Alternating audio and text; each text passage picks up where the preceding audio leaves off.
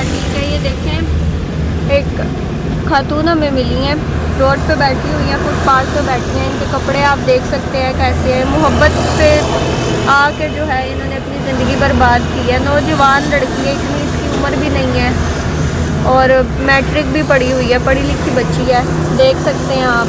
अभी हमने इनकी मदद भी की है, अभी इनकी कपड़े वगैरह भी इनको लेके देंगे, खाना वगैरह भी इनको खिलाया। आप भी जो जो इनकी मदद करना चाहते हैं रब्ता ज़रूर करें हमसे। और ये देख सकते हैं आप जी, आए इनसे बात करते हैं। जी अस्सलाम वालेकुम। ओ बाजी, अस्सलाम वालेकुम। ये आप देखते हैं इनको। क्या हाल है आपका, ठीक है? आप शादी करना चाहती हैं? आप शादी करना चाहती हैं?